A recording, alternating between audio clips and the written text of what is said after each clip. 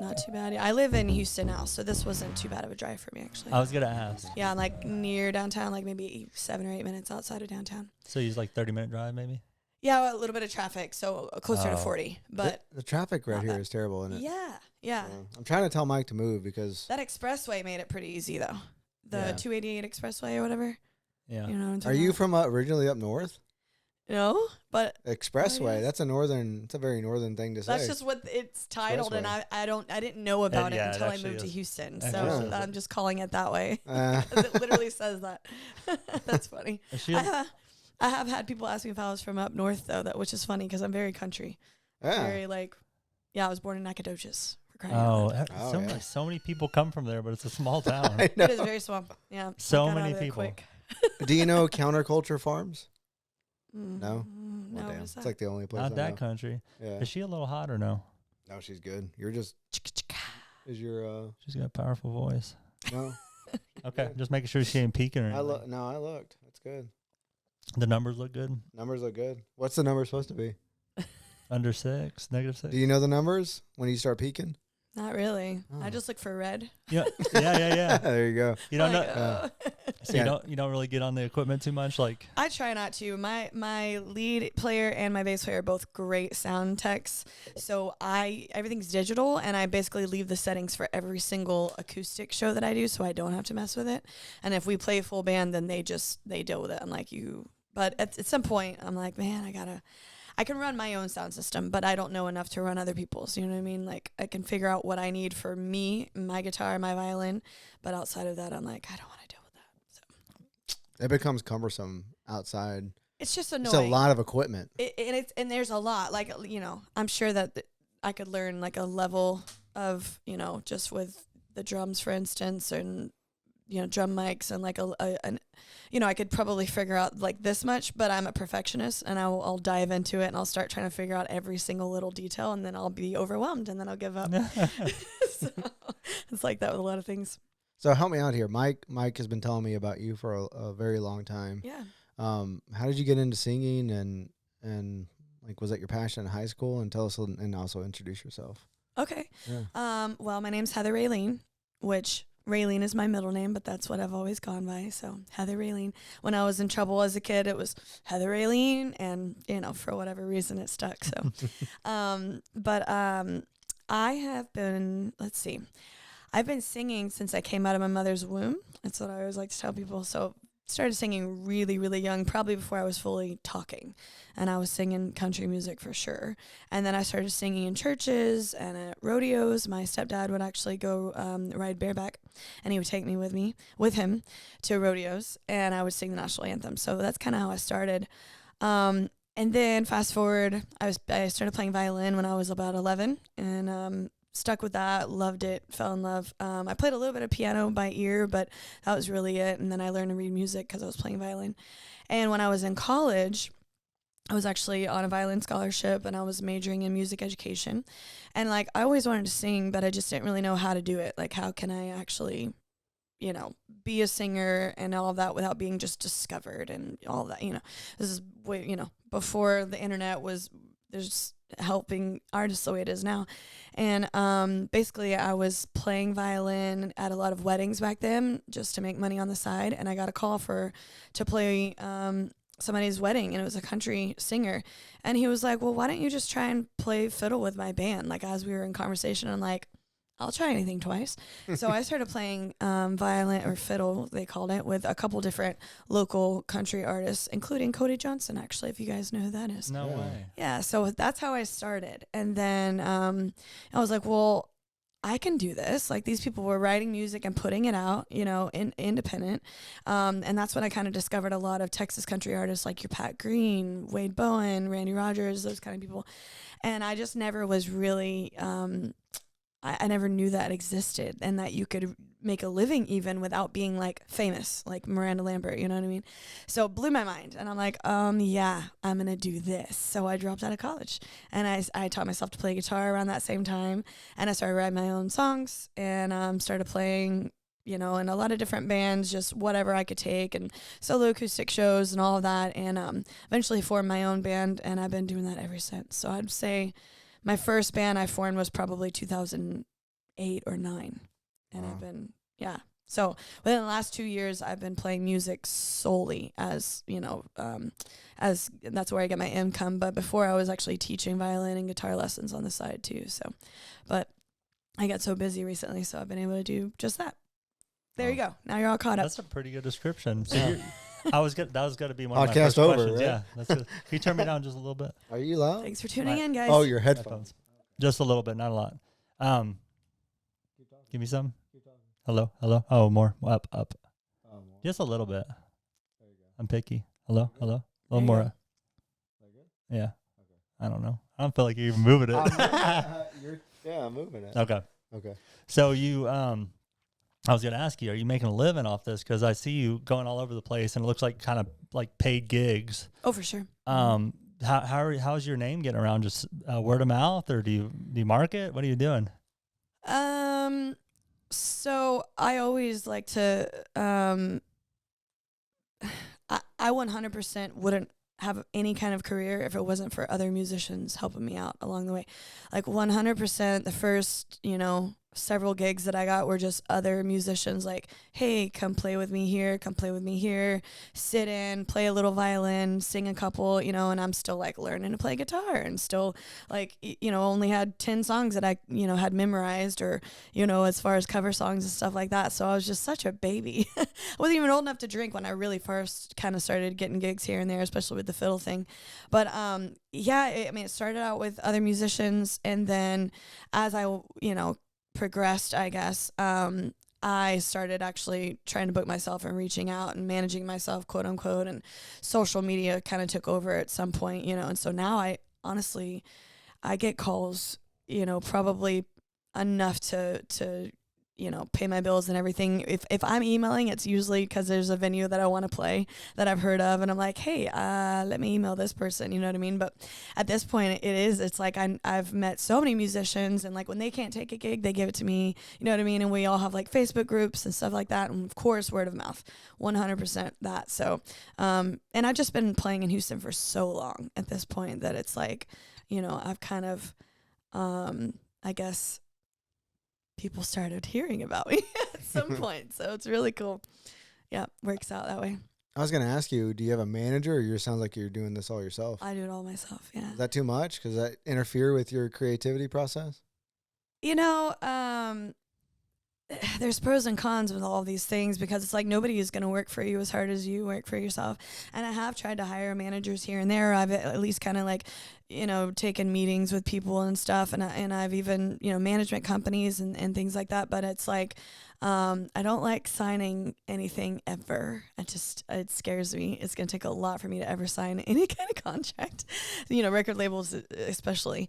But it is one of those things where it's like, you're never not working, right? And like musicians are on like a different schedule than the rest of the world too. So I'll get a 10 p.m. text from somebody asking if I can play a show the next day or the next weekend or so, it's like, so you're always on. I'm getting emails constantly. You're just never not working. It's like they say, I didn't want to work a 9 to 5. So I started my own company, and now I work, 24/7. It's true like that. But of course, again, it's like I'm very specific about, it's not just about the money, right? It's about, of course, the exposure helps, and it's the time, and it's, I've already had booked myself 3 times that week, so I don't want to book a 4th one, or where I need a day off because I know my allergies are bad that time of year. So there's a lot that would go into, someone managing me anyway. So it's like, at some point I would like for someone to take over, but it's a lot. I'm a lot. So. Yeah, that's a good answer. I don't know. At some point, it's going to become unmanageable for you, and you'll know the time. But it sounds like right now you can handle it. The harder ones are full band, right? Because then there's just so many more moving parts, and and especially if we're traveling at all, and like, what does it pay, and is that worth it? And then are my guys available? Will they do it? And they have families and stuff too. So those kind of things that's when it gets a little bit more stressful, is when you're dealing with 4 or 5 other people, and then all of the other things that go into it. So Are they able to make it their career too right now? They all have other extra things that they do, because it is hard to stay playing full band often enough for anyone else to make a living at, and anything that we play full band, even I'm not making as much as I would playing solo. So we do the full band stuff because it's awesome and we want to be rock stars and we want to make sure people know that we have a full band. And it's just a creative thing even to be able to play full band versus just me and my guitar. And it helps me write and helps me just stay motivated. But yeah, it's like, we take a lot of opening shows because then it's only like 45 minutes to an hour. And then the money is like, okay, but it's only this much time and it's only this. And, those are the kind of things that kind of help us with the exposure too. So it's like we do a lot of those. I was joking the other day about naming my band Heather Rayleen in the openers because we do so many opening spots because it kind of works out that way. We don't like to do like the 3-hour full band stuff is just so much because then you're doing a lot of covers too, right? So it's exhausting. My back hurts just thinking about it. So. Listening to that reminds me of the story of comedians being openers, like the openers for comedians, for the bigger comedians, they eventually just get bigger and bigger because of all the exposure that they get from other people's fans. And sometimes you're doing it for free. And, people tell me all the time, like, why don't you move to Austin? Why don't you move to Nashville? Those people are playing for tips a lot of times, especially on Broadway in Nashville. I don't know if you guys have been out there. They're playing for tips and they're playing 5 hours. And sometimes they're doing 2 shows a day. So they're singing for 10 hours. Like, could you imagine? Like, I mean, even your voice, like, it's a muscle and you got to work it, but also you need to rest. And anyway, it's like we actually make pretty good money here in Houston. And I mean me and, like, other musicians that I know that play here that are also like, I'm not moving to Nashville. Are you kidding me? We actually can make a living here. So. Wow. Nashville's tough. The worst person I've ever seen is the best person I've ever seen. The worst person in Nashville is the best I've ever, like, every one of those bars. I mean, it's probably very competitive, which for sure. I definitely know you can compete, but it's probably better to grow somewhere else because it's probably pretty cutthroat over there as well. It really is. I mean, you got to be I think the best thing is to be unique. If you're out there, and I do go out there a lot and like you want to network and you want to record out there if you can afford it, which who can afford that? But, there's definitely reasons that people are there. And at least, I do try and travel out there and I have a lot of friends that are killing it out there. So it's possible, but it is cutthroat for sure. So. And playing your music, do you get a lot of opportunities for that or do you have to kind of sprinkle them in with the covers? I would say, when we play full band, usually those shows are original, it's kind of like mostly originals, but we'll definitely still do covers. I only have 1 album and 1 single out. So, and I've written a whole lot more since, but I still don't have as many originals as I would like. So if you're playing 3 hours, I mean, you've got to do a lot of covers to kind of, but also it depends on the venue and depends on, what they're asking for, what they're wanting and stuff. So sometimes I can get to do like a song swap or something with like 1 or 2 other people. And then those, you end up filling up 3 hours, but you're all doing originals or mostly originals. And so there's all the gigs. It just depends on everything. So, yeah. What cover do you hate doing the most? Oh, I mean, you gotta hate one. Yeah, there's gotta be one that sticks out. There's plenty that I avoid 100%. I mean, I can enjoy singing probably anything if I'm honest, but at some point you kind of get annoyed of the usual like free bird, and then so I usually flip them the bird and I tell them that one's free. That's a good. So I picked that joke up somewhere, some other musician. I like that one. Sorry, Mom. And but like I will never play Sweet Caroline, and I will never play Brown Eyed Girl. You know what I mean? There's stuff like that. I'm also female, so I'm like, I'm not playing that, dude. I'm not playing that. But if I'm drunk in a bar, I probably want to hear Sweet Caroline. Yeah. I'll probably jam out. I used to DJ weddings before I moved here, and the Stanky Leg was real popular. Oh my God, yes. So when the Stanky Leg and what's the other one? The Superman what is it? Oh yeah. Soldier Boy. Yep. I hated those. Yeah. I played them so much, like I bet. over. So I can't imagine having to sing it though. Right. It's a different element of annoyance. Yeah. I mean, and when I'm covering something, I like to find ways to make it my own and make it a little bit different. So that's what I mean, where I can usually find a way to enjoy things, but a lot of times I just say no. Sorry, my guitar doesn't know that song. What else you got? Or, if they're asking for something that I know but I don't really want to play, I'm like, $100? $100? Anybody? Yeah. I'm like, it doesn't have to all come from you. You can take $20 from, however many. Like, let's get a big tip going and then I'll play it for you. Yeah, you got the tricks, definitely. You got those, like, you have to develop those to like stop the conversation in a nice way and to move on to the next thing. Like crowd work. Yeah. It's a version of crowd work. Yeah, I'm sure you're pretty good at that. That's an actual talent. But wow. It is fun. Thanks. Yeah. Like I said, I'm a little bit sarcastic, so it just comes out sometimes. I'm like, oh, was that rude? I'm totally kidding. You can tell I'm kidding, right? No. Yeah, right? Yeah. I bet you're so in the moment and tunnel vision that you don't even probably realize what you're saying sometimes. Yes, it's true. Especially under the influence, right? Yeah, I know. Yeah, for sure. But that all makes for good fun. It does. And it took me a long time to ever really be able to say anything at all in between songs. I mean, I used to be so just dead faced and sing this song right into the next song, and I was scared to talk in between, and a little liquid courage does help that. So. Yeah. Now I can do it without it, but took a while to get there. I liked your so the reason I wanted to invite you on, I actually DM'd you a long time ago, and then I was like, man, maybe because we have to reach out to people all the time, and email seems to be better than that sometimes, because you have to accept the on Instagram requests and stuff. So if you don't go look at that often, it just kind of goes away, or you're ignoring this. So I don't know, but sometimes we accidentally on purpose ignore them too. So anyway, what I really liked about you is I really like acoustic music, and not a lot of, I like the band scene too, but where I met you is at Hack. Mm-hmm. And so you were just in the corner with your guitar and doing your own renditions of songs and doing them acoustically. And so I really resonated with that. And I'm sure, is that something you enjoy more doing? It's just kind of raw? I need both for sure. Okay. I mean, there's something about playing with a full band, and I can put my guitar down and just grab the mic, and then I can play violin more with the band and everything too again. So so I always tell people, I need both. It's I get different things from both kind of performances. For sure. You get an energy from the band. But so me and my girlfriend went and watched Lauren Daigle last night. Oh yeah.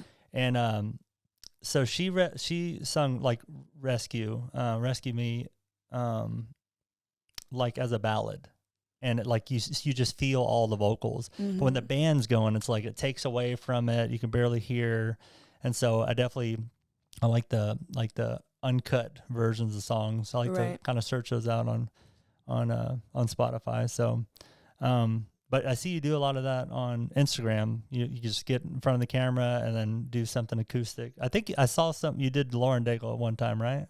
I have, yeah. I've done You Say by her. Yeah. Yeah. Those are nice. It's a hard song to sing. It is, which I was going to ask you. Have you been requested to do a song that's kind of a little out of your range and you're like, I'll do it and I'll just see what happens? What songs are those for you? I've had it happen both ways, where someone asks me and I go, you're crazy. I'm singing 3 hours a night for, 3 times in a row even, and I'm like, if it was my one song, if I was on a TV show and then I had one song I had to sing, I could probably belt it, right? But when you're asking me at the end of the night to sing I Will Always Love You by Whitney Houston or something, I'm like, no. Never gonna happen. But also sometimes I'm like, all right, I'll try it. Why not? I'll fuck around a little bit. No cameras, please. No cameras. Ooh, can you hit the Whitney note? No, not really. It has to be a super but the thing that people don't always realize is you can take it down a note, a key, you know what I mean? And that's the other thing where it's I could probably pull off, certain songs, but if I haven't learned it well enough, then I don't know what key I sing it in. You know what I mean? So then I don't know what note to start on and all of that kind of stuff. I'm like, which capo on my guitar is going to work for me? So that's when I'm like, sorry, it's a no for me. Do you and your band practice at all? Do y'all get together and actually practice songs? Yes and no. Yeah, I'm wondering, listening to you talk, if they have, jobs and then y'all have gigs. is it nerve wracking? Like, are we going to be able to do this? We haven't done this in a couple of weeks. Like, got to shake off the rust a little bit. That's one of those things. It's hard. It's hard to get everyone in the same place, and everyone, just has different schedules and everything. But like, if it's like we played the Hideout at the rodeo for the first time this year, and that was a really big deal for us. So we had 2 practices leading up to that show, but we haven't played together since then, and we've got one in like another week and no practice in sight. So it's like, I definitely trust them at this point. They've been, especially my lead player, my bass player, have been with me for 6 years or so. And they're constantly playing. They're teachers too, and they also do videography on the side and stuff like that. And I definitely trust them that I could probably send them a song and be like, can you learn this in this key by this show? And they'll do it. They're great musicians. They play at church too. Like, I always tell people, like, go find you church musicians to get in your band, because they will be on time. They understand that you have to practice. They're not going to get too drunk at a gig, because I've had that happen in the past. So I trust them a lot, but we've also been together a long time. The drummer is newer, but he's also still a church musician, and he's on top of things too and everything. So even if we mess up, I can expect it to not be bad enough for anybody else really to notice. I'll notice, but maybe the audience won't notice. And we all just keep our poker faces and we smile and keep going. So. Oh my gosh. Yeah, that's a lot of pressure, because it's not just you, it's your band too. Right. And so y'all are all like looked at as one thing. How did the Hideout go? Because I feel like the Hideout's the biggest stage besides the main stage of the rodeo, right? So what were you nervous? A little.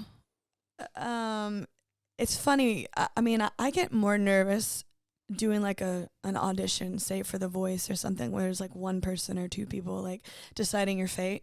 But playing in front of a lot of people, and even not being super rehearsed, doesn't bother me too much. I definitely get a little bit of nerves like leading up to it, but once I'm up there, I'm just like, you know what, like, these people are just here to have fun, so let's do that, and whatever happens. You only have so much control, right? And I've been too nervous in the past and let that affect me, and I'm like, nope, we're not doing that. and you just enjoy it so much. So as soon as you hit your first couple notes or whatever, you're like, all right, this is where I'm supposed to be, and you just let that kind of sink in and take over. And I heard something recently, and it was right before my Hideout show. Lainey Wilson said this. She was going to perform at the Opry. And I can't remember who told her this. It was a female singer that she had looked up to, and she told her, like, before she went on stage at the Opry, she's like, just remember this. It's not about you. It's about those people out there that spent money to come here and listen to the music and all that. And she's like, I'm telling you that so that it actually maybe takes some weight off your shoulders. You know what I mean? Like, so maybe you feel a little bit more chill and whatever, because it's like, just go out there and do what you do. And it's true that I've been playing so long that it's like, I'm just doing what I do, and like, I can't control anything beyond that. So for me, that's kind of what I think about when I'm there. Like, let's just have some fun. And most of the time people are drinking anyway, and they're just having a good old time. You know what I mean? And they were at the Hideout. Oh my gosh, it was St. Patty's Day. So everyone was probably hammered by the time I started singing. So. That is the good thing about the Hideout. Exactly. Everybody's shit-faced, so it's like, right? You don't have to do much. It just sound a little good. Right. It's just a little band. It's way worse. Like, the Heights Theater, for instance. That's a very quiet, theater. And I played there by myself. I opened for Marty Stewart once. And I also opened for Joan Osborne there. Oh. And then, which is really, really cool. And I got to meet both of them. But that one, because it's so quiet, those are the kind of things that make me nervous. Do-si-do, I played there a lot. Like, those kind of things where people are actually paying attention and you can hear a pin drop. Yeah, that's when I get a little bit more nervous. And it's a smaller, you know what I mean? Smaller crowd or whatever, but that'll do it for sure. Do you think Lainey Wilson's twang is fake? People ask me that, and I definitely watched her on Yellowstone, and I think it's real. You think it's real? I think it's real. I think that if she didn't want to sound so hick, she probably could. Because, like, if I'm singing Goodbye Earl by the Dixie Chicks, I can let my twang come out, but I don't always let it come out in, like, other, if I want to sing Adele or something, then I can change that a little bit. But when she's talking, I think she's just talking. I don't think that it's fake, personally. I'm suspect because I know a lot of people from other Louisiana. People said that. Yeah. And they don't sound like that. Well, there's definitely a twang. It's right. definitely not a Texas twang. Right. But I'm suspect. Well, I've heard other people that, and it's true, you don't hear it as much in the song. You hear it, but not quite as much and when she's singing. Yeah. But you hear it when she's talking and everything. Yeah. And so to me, I'm like, as a singer, you use vowel sounds and things like to not sound too nasally or to make sure you can hit the note and hold the note. And so that makes sense to me that you don't hear it as much in the song, but you hear it when she's talking. And I think when she's talking, she's just relaxed and, you know what I mean? Just going back to her roots. Yeah. So it's kind of like someone that speaks a different language and can sing these Whitney Houston songs. I think they can just, but I don't know enough about her. Did she start on Yellowstone first? She was singing before that. Did she sound the same? I think so. I've been listening to her before before Yellowstone. Oh, okay. I discovered her randomly on like a YouTube video or something. So I saw her sing like just raw live on a YouTube video way before anybody was talking about her. And I was already wearing bell bottoms back then, just want you to know. We'll have to check that.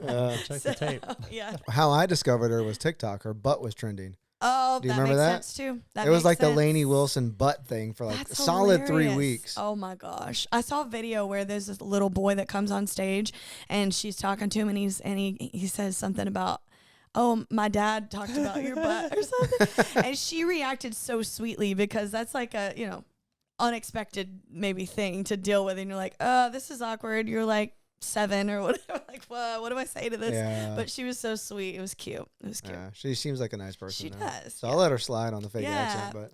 On the fake accent. I think she lost her butt a little bit, right? Well, it looks like she's getting into shape a little bit. Yeah. So she like. Right. She lost. I mean, she wasn't out of shape, but it looks like she's like. Right. Toned up. She said that like touring and being busy and all that, it just kind of it ends up falling off of you. You look like you're really like toned up and in shape. How do you, if you're constantly on the road? It's probably from that, right? Running and gunning. I mean, I definitely have, I have a pretty active lifestyle, but I go through phases.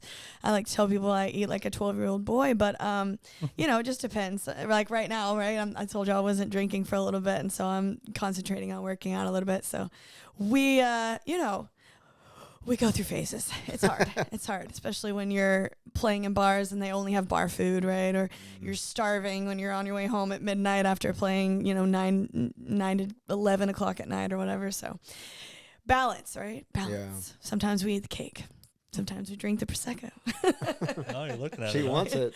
Believe me, it's my favorite. It's Sprite for adults is what I always say. It's my favorite drink. Is that what it tastes like? Let me have a little sip. I'm going to pick up on that. I don't know what it tastes like. I like that. This guy gets a couple of drinks and he's bubbly. gone. Yeah. He doesn't drink. Oh shit, that is good. You want some? No. Okay. I'll get bad influence. I'll get wasted. Yeah, 2 of them probably. Speaking of sober, how is your performance out? Without having a little thing to get the edge off, is it changed at all? Well, honestly, even if I drink at a show, it's very rare that I'm drinking in the first set, like as soon as we start or whatever. You know what I mean? Like, sometimes if, even like if my allergies are bad, I might have like a shot of tequila to see if it clears me out a little bit. But really, alcohol does nothing but dry up your voice. I mean, it's just no matter how you slice it and dice it, and a lot of singers will smoke and drink and all the things, and sometimes their voice, you can tell that they smoke and sometimes you can't. And for me, I've never been able to smoke anything ever. I will not play in a smoky bar room anymore ever. It's terrible for me, but a lot of people can do it and it doesn't affect their voice. But I've just, alcohol and caffeine dries out your vocals.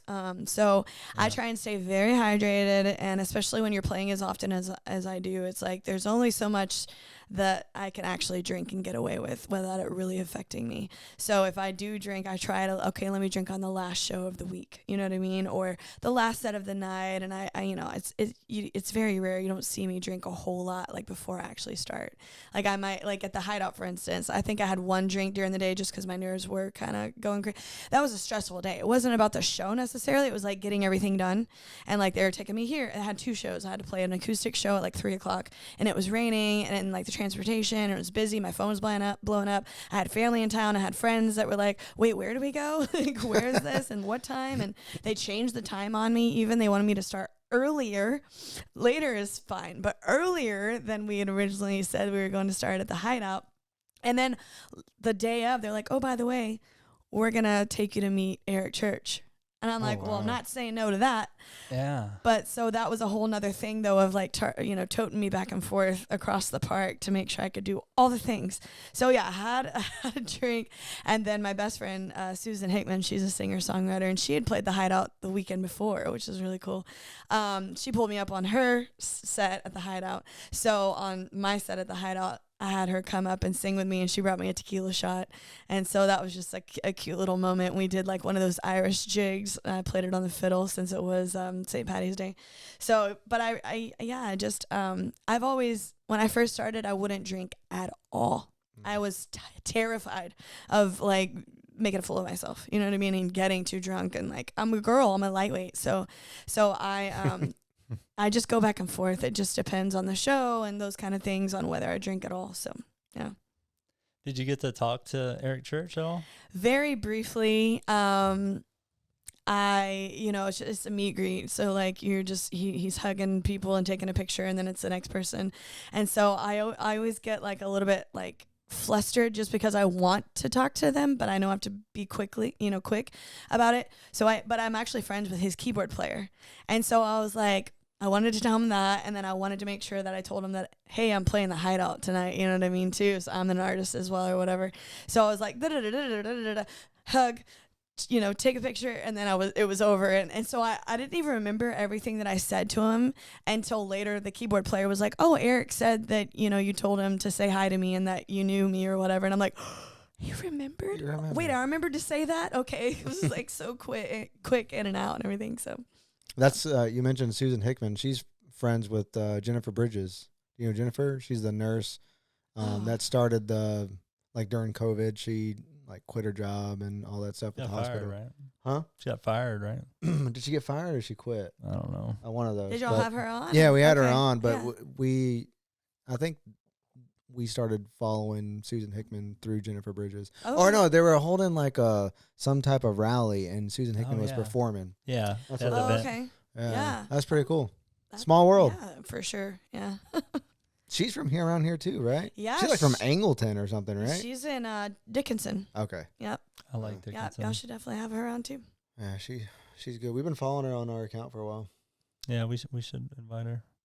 I was gonna ask you if you smoked, because you have a blessed raspy voice, and so you don't have a raspy voice. Oh no, I'm saying I don't smoke. Yeah, so some artists intentionally smoke to get the rasp. Right. Yeah. Mm-hmm. Right. They have to get one in so they can and maintain a habit to get a rasp. Natural. So.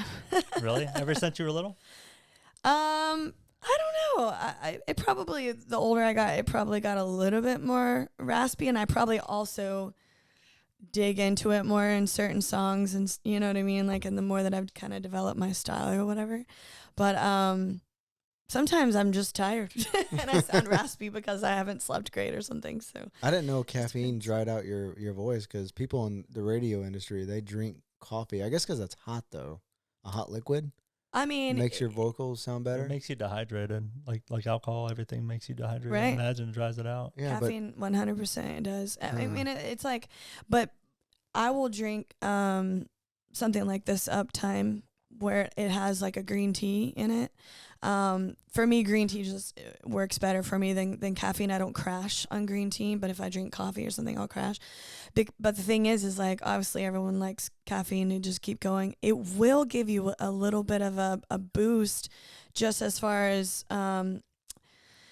giving you just like it gives you, a boost to do, to just be a little bit hyper and, get through the day. It does help the voice a little bit in that way. The caffeine helps in that way, but it also can dry you out. So it's if I am drinking caffeine, I just make sure I'm also drinking a bunch of water, if that makes sense. So it's like everything, pros and cons. So, but I just try not to drink a whole lot of caffeine, and it's hard. Alcohol, I think is way worse on you than caffeine though. If you're going to do one, it's one or the other. So. Yeah, I'm dried out right now. Just drinking this. Drinking one, really? Yeah, dried out. I thought it was like tea and honey that the vocalists always drink. Yeah. So if you have a show, like a big show, and you're like starting to feel something come on, what is your protocol? I will do honey and lemon in just water.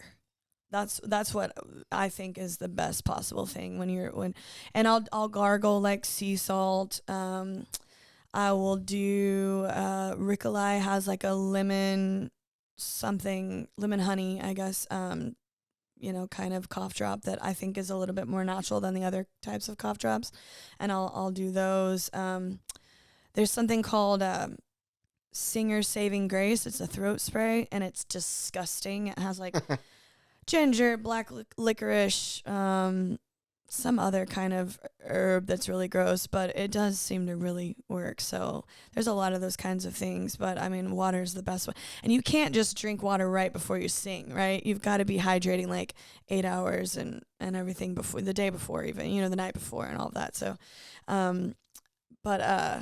yeah, and if I'm just really, I'm struggling, taking like steroids and stuff like everyone else for like allergies and stuff. If you're really, really having a hard time, steroids is like a last resort for singers that you can go do that and it will clear you right up. So I've had to do that recently with my allergies, unfortunately. Yeah. So how do you survive around here with the allergies? I don't. I'm dying right now.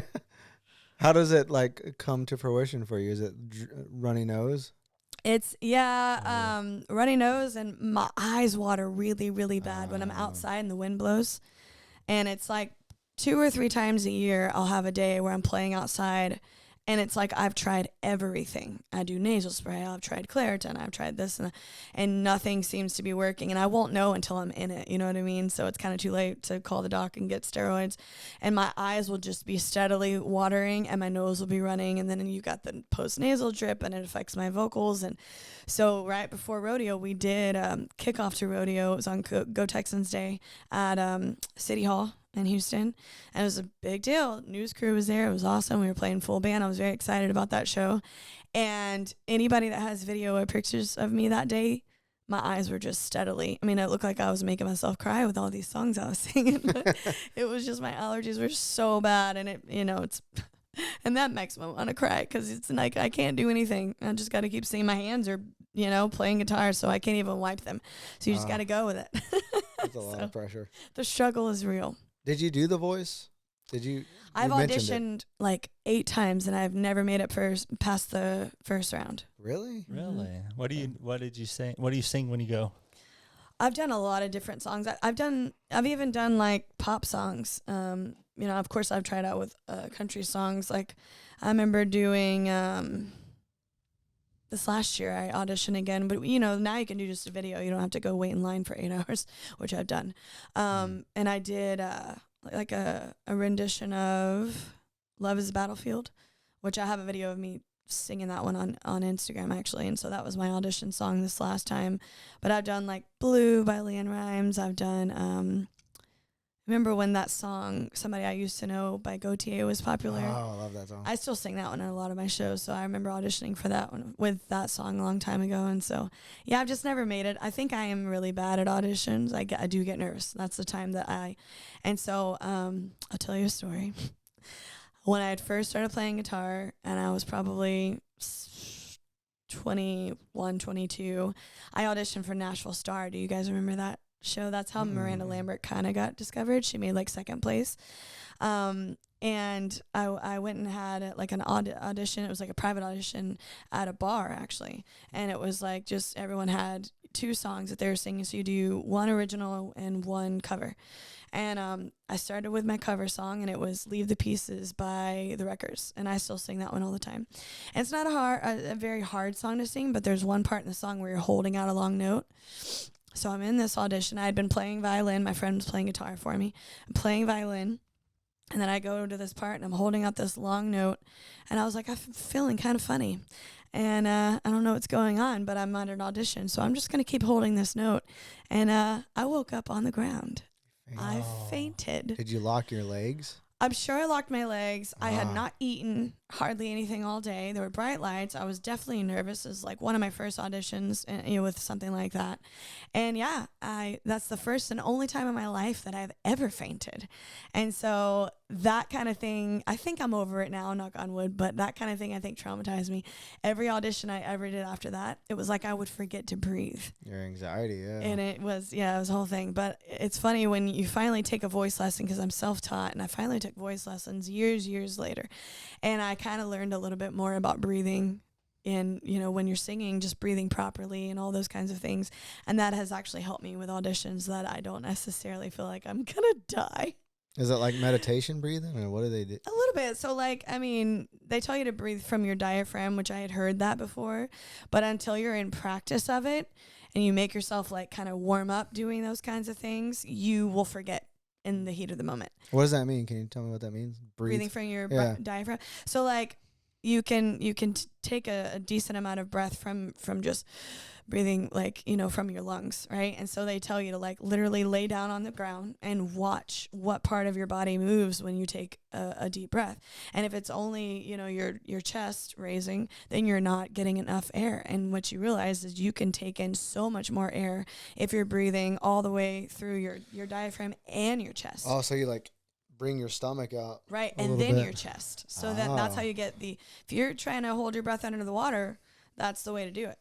To actually get a whole lot more air in your diaphragm and your lungs. So, but as a singer, you want to be doing that while you're singing constantly. Even if you're not holding long notes, you still want to be kind of breathing in that way. So it's the healthy way to do it if you're a singer. So is that second nature for you now?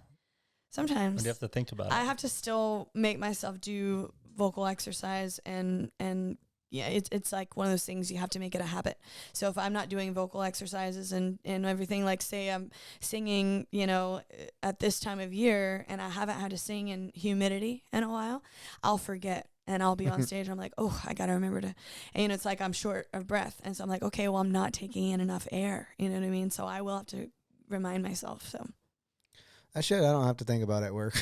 Yeah. You know what I mean? Yeah. I just got to make sure my mute button's off every time. Well, it's, it's your voice is your instrument. So there's so many things that you do have to you have to protect it and you have to learn how to use it properly so you don't hurt yourself even. And I have songs that I like to sing high notes and belt and even work the rasp like we were talking about, push and crack my voice and things like that. And if you're not doing it properly, you can hurt yourself. So yeah, I didn't know how common it was for people to pass out at concerts, and it's because they lock the knees. So now I'm or they're not breathing properly, or it's that humidity. It's hard to breathe properly when it's humid like that. And you're just, when people are on tour and they're playing out in this heat, I mean, that'll do it alone. Just the heat, trying to sing in that, think about running, jogging, a light jog. Do you think you can sing while you're jogging? I bet you can't right now. And that's one of those things that singers do to get themselves ready for tour. You heard that story about Taylor Swift. What?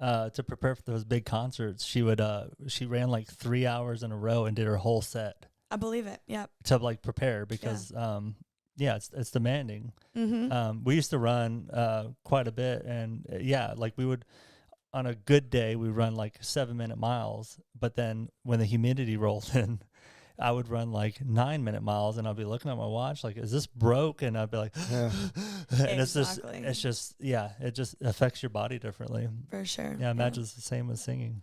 And that's one of those things that because I didn't have voice lessons and things like that when I first started singing 3-hour shows 4 times a week, I never knew that until way later.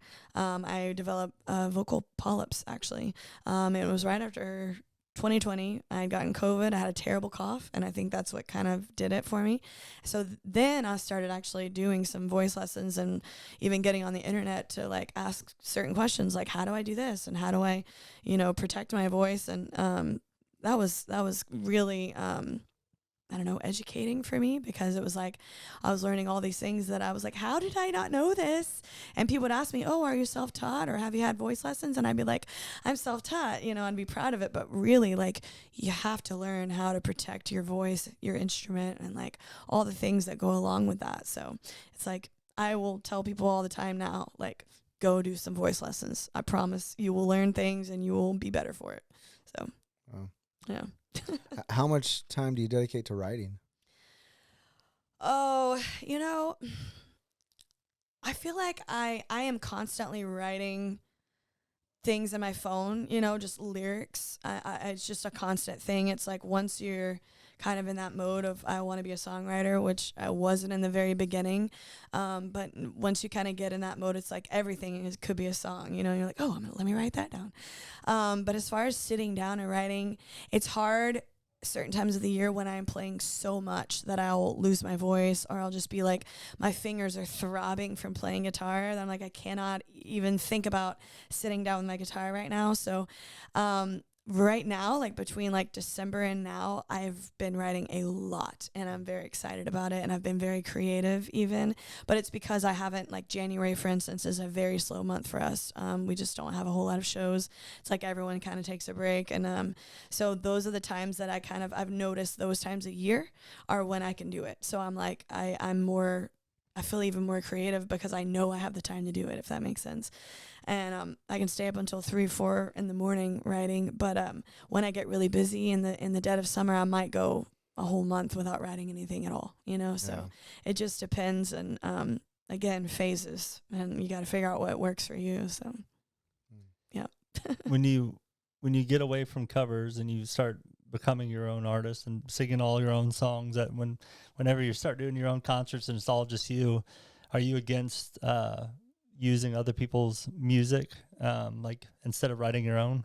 Are you more of like a purist to where you like you're to not partake in like sample, what would you call that? I don't know, collaborative writing or something. Like when you get songs and you sing them, because there's a lot of artists that will do that and they don't write. So. Like George Strait has never written any of his own songs. Are you kidding? I never knew that. Don't tell me that. A lot of people don't know that. I thought he wrote his own songs. Well, I know he didn't None write of them? all of them. None of them? He didn't write one of them. I don't think that he might have been like a co-writer on one, if that's possible. But his hits were written by other people for sure. That makes me sad. Oh man. So taking that, because when I came on the scene, Houston, Texas country artist scene or whatever you want to call it, it was a little bit of a snobby thing to be like, well, I only write my own songs and I only record my own songs. But for me, because I also sing so many covers and I do enjoy it. I love singing covers, some more than others, of course. And I don't know. I don't like to be snobby about anything. I just don't. I don't like, when people want to make fun of certain artists that are killing it, and I won't say anybody right now, but it's like, you don't know like what they're going through. You don't know if they wrote a bunch of songs and it just didn't hit for whatever reason, and then they got an opportunity with a record label that's like, well, we want you to sing these songs in this kind of maybe even a different genre than what they were doing or whatever. And it's like, well, I tried it my way and this is my dream, so why not? And then once you get to a certain point, you could then later start writing your own things and kind of, once you're there, it's like, then you can do whatever you want, right? And so, I don't know, I just feel like I'm very realistic about those kind of things. And I did it this way. The first album that I put out, I wanted, because I was a little bit known as a cover artist before I ever put out my first album, and a fiddle player too, before I was known as like a singer, songwriter. So I wanted to kind of, I guess, plant myself a little bit. So my first album, I wrote every single song by myself. Wow. and I co-produced it. I played guitar on it. I played fiddle on it. Like I was very much just trying to do everything I could on my own. But I also know that if you're looking at country songs that are done in Nashville, most of those songs, those hit songs, have 4 writers on them. Wow. 4. And it's a rare thing for someone to have a number 1 song and they're the only person that wrote it. You know what I mean? That's like a Bob Dylan thing, or you know what I mean? Like, it happens, but it's rare. So it's almost like, well, why wouldn't I go ahead and give it every chance that I could to get, in the right hands, to get, heard, to be like the best song possible. So I wanted to put out the first album as just me and kind of like establish myself. But at this point, absolutely, I'll write with, whoever. I'd love to. And I actually have some writing sessions on the books right now. So it's absolutely, it's like, why not? Like, yeah. It's a song, and it's a business too. You got to look at it like that. It is still a business, and people are just writing songs and putting stuff out constantly. And now with TikTok and Instagram, you're competing with that on top of what you're hearing on the radio. Mm-hmm. So it's like, of course, absolutely. I'm like, I just want to be all I can be. So yeah, I'm down all the way. I heard Jelly Roll talking on an interview that like most country songs are, all the music, all the lyrics are done separately. It's not even done, like the band's not even playing the music with the artist that's singing. Like the artist will go in, or the band will go in first, cut the music, and it's almost like they'll do it separately. Like the guitar will do separately. Is that true? So you're talking about in the studio? Yeah. So, I mean, I don't know how, rap songs are recorded necessarily, but even rock songs, from what I know of, most of the time you go in, you lay down an acoustic track, like a rough vocal and a rough guitar or a rough piano track or whatever instrument you kind of wrote it on, probably. And it's still different for different. Some artists don't play any instruments, so maybe they have to collaborate with their band and go in. But it's definitely you do a rough mix either way. And so the way that I've done it is me and my guitar, and then we go in and we layer on top of that, and now it's another guitar, now it's a little bit of keyboard, now it's this, now it's that, now it's fiddle, steel guitar. I have one song that we did steel guitar on, and it might even just depend on the producer and even the studio and how they do things or what they have time for. Maybe the drummer isn't available until 2 weeks out or something like that. So and then the vocals will be usually the last thing that you put on. It's got to be expensive to do it that way. It is definitely expensive. Everything's expensive. I mean, there's a reason I haven't put out new music in a while. It's because it's all very expensive. And so, yeah, and then it's a cool thing, too, because I might start with a vocal, that rough vocal and do it the way that I think I want to sing it. But then when you're able to go and sing it on top of everything that's been laid down, it's like a whole nother level of creativity that you can really go in there and just stand there and sing. Because I always say that I think I'm a way better singer when I'm not having to play any kind of instrument. So it's a really cool thing. Now you're making me like missing the studio right now, because it's a really cool process. But yeah, that's what I know of it. That's how we've done all of my stuff. So, and rock bands, it depends. Like way back in the day, they had to do things in a different way because they didn't have all the technology that we have now. Yeah. So like say Queen, for instance, when they did what's the real popular Queen song that I can't think of right now? Mamma Mia, Mamma that Mia. One, right? So like all of their harmonies, they didn't have like an individual track and then let me tweak this and then and now I'm gonna add this layer and this harmony and this harmony. They were doing that all live. Yeah. Yeah. Well, I think that's makes it way more impressive. I think that's how he was explaining it. It was like the authenticity of music in general, maybe not just country music, but like the band's not playing live together. Everyone's kind of disconnected. Yeah. And they're not performing live. Right. And you don't get that vibe. And like that's true. Yeah, it is, that's one of those things too, that it's like, it's just different, but, but we do get, I guess, quicker and more perfected tracks now with technology. It's just the way that it is. So. Yeah. But sometimes like what you were talking about, like how you make your voice get raspy, or you make it, I don't know what the other word you used was, but like you make it, what is it? Like, squint, or what is the word? Crack. Crack. There you go. You make it crack. Like that sounds good. Like it's natural. Well, when you make it, when it's supposed to be there. It's one of those, like I actually like yodeled a little bit. Did you really? I mean, not in the way that people most probably think, like not like yodelay necessary, but like say someone like Leanne Rimes. Oh, her voice has that crack. So she was one of the artists that I kind of really looked up to and tried to sound like early on. Yeah. So when she sings say Blue. Oh yeah. She does that with her voice. That's what I mean by the crack. I mean that's a yodel thing. That's a yodel. It's the same thing. Yeah. People don't realize that that's what you're doing. So. Yeah. It sounds good. That's the twangs men do too in country songs. damn, I'm trying to think of give me one because I don't know. I believe you. Clay Walker has crack. He's got a little, Oh, yeah. He does crack. He does crack. He's got the crack going for it. His younger albums he would do. Man, I can't think of the song, but I know what if you said it, I would know it. And I might be well, able it's to like basically this. going in and out of different parts of your voice. So like even someone like Justin Timberlake, he has a very pretty falsetto. You know what that means? It's like that lighter side of his voice. Not every man can sing in that part of their voice. It's just, he's a talented guy. But then he can also sing and sound like other guys generally sing, right? And so when you can go in and out of that quickly, that's what yodeling is, or that crack is just a different part of your voice. So that's what that means. Can you explain what the feeling is when you're driving in a car or you're listening to a music video or anytime there's music playing and it touches you and it makes you want to cry? What is that feeling that music does? It doesn't happen in movies, and it will happen in conversation too. Like you're having a deep conversation with someone and then you want to get and it makes you emotional. What is it about music? Is there a way to describe that? Just the emotion that it brings.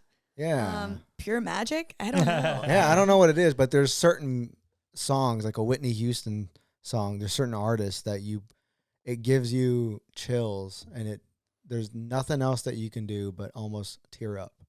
Yeah. I don't know. Do you get that way? Oh, for on certain sure. songs? 100%. My wife doesn't get that way. She doesn't get emotional with songs. So I don't know if it's everybody. I know me and Mike, one time we were driving back from Austin where we did like 5 podcasts in one day. And we were driving back and we would play each other emotional songs, trying to make each other cry. Oh my trying to make each other. We're like, listen, motherfucker, you're about to cry. Yeah. I've definitely done that. What is that? What is it? I don't know. I mean, I think that I've read a lot about that kind of thing actually, and I wish I knew who quoted this, but they said like music is the closest thing to magic that I've experienced in this world, and like I think that's so true. And like, sometimes you can hear a quote, for instance, a line in a movie, or you read it, right, and it hits you in a way, and you're like, oh, that's like inspiring, or it catches your attention. But for some reason, I do think when you put a really beautiful melody with that same line, that same quote, or whatever it is, I think that the music behind it that's the chills. But you said movies. What happens in movies? They're playing soundtrack. They're playing music throughout the movie too. Yeah. And so I get very emotional. I mean, I'll cry at the drop of a hat, just happy cry, sad cry, whatever. So I've always been emotional anyway. Jerry Maguire, The Garden, but right. Yeah. Yes. That's a good one. Yes, when he's you waiting. Had me at hello. Yes. And they put that part of the movie in the song. They would play that song on the radio. Remember that? Yeah. And they would put that part of the movie in the song. And I would, chills. I'm thinking about it, getting chills right now. Some people are into like astrology. Me, by the way. There's people that are in astrology and vibrations. And I just had an epiphany. It's the vibrations, right? Like vibration. Everything has a vibration, right? Right? Everything has a vibration and a frequency. Obviously, that's stupid. Of course it does. But it makes you cry. But maybe there's certain vibrations and frequencies that touch your soul. And maybe the people that aren't always emotional, maybe they just they're not ready to receive it. They're not in that place yet. You know what I mean? Maybe it's like, you know what I mean? Like sometimes, like even a movie, I would think it would make me cry, but it didn't. Yeah. But then if I saw that movie in a different state of mind, would make me cry. You know what I mean? Like a happy cry or sad, either one. But I probably cry about happy things more than sad things. Same. Yeah, if someone does an act of kindness and I see that, oh shit, that makes me want to cry right now. If I see a man cry, I'm gonna lose it. Yeah. If a man tears up, I'm done for. Oh, I'll be making you cry all day. I cry all the time. Really? There's something else I want to say. Oh, did you fall asleep with the radio on when you were growing up? Listening to the radio? I mean, I just did that a couple nights ago. You do it all the time still? For sure. There was, what's that Armageddon song by Aerosmith? Oh, yeah. I don't want to close my eyes. Yeah. Bro, I'd be, how I was young. I shouldn't have been crying, but I would be crying to that song. Yeah. And because playing it on the radio. I remember also it was 96.7 Kiss FM. and I'd just be listening, and I'd be crying. I don't know what it was. I didn't have a girlfriend, nothing, but I'd be crying to that. Gets to you sometimes, yeah. I mean, I think sometimes it's not the lyrics, it's just the emotion of the melody, the music itself. And so like a song like that, I probably couldn't have related to when that movie came out, Armageddon, as far as like I didn't have a boyfriend either or something. No. But I mean, yeah, like sometimes it's more about whatever emotion. It's just like when I'm writing songs, I might be writing, a sad song, but I'm happy at the moment. You know what I mean? Yeah, but I can get into it and feel the emotion just because I'm just because of the music. I play a couple chords and I'm like, that sounds sad. Now let's write a sad song. You know what I mean? I don't know. I think, again, it's just magic. I don't think that we can really, I don't think we've figured it out. I watched some kind of documentary on TV that they're like, even there's certain animals that can keep rhythm, but certain animals that cannot. And then there's animals that seem to like be affected by music in certain ways and some that aren't. And so they're like, it's like they haven't figured it out, like where's the line and whatever. And because obviously, we are not animals as much as we have in common with them. We're still different than them, but they're still like parrots. Have you seen those videos where the parrots will actually be able to keep rhythm? Yeah. And they've done like tests on them and stuff to try and figure out like, why can you do that? But like other animals don't seem to be able to do it. And even like some monkeys could do it, but some couldn't. And it's very interesting. And I think they just haven't figured it out yet. I mean, so many things, right? Like even in our lifetime that we have figured out, but there's still so many things that we don't know.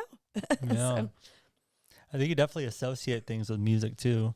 Like, words for sure, if it resonates with you or it's relatable, but also when an artist is singing about something that they wrote and happened to them, that one thing that sticks in my head is, have you ever heard Piece by Piece by Kelly Clarkson? About her dad leaving her when she was young, and I did this all without you. Woo!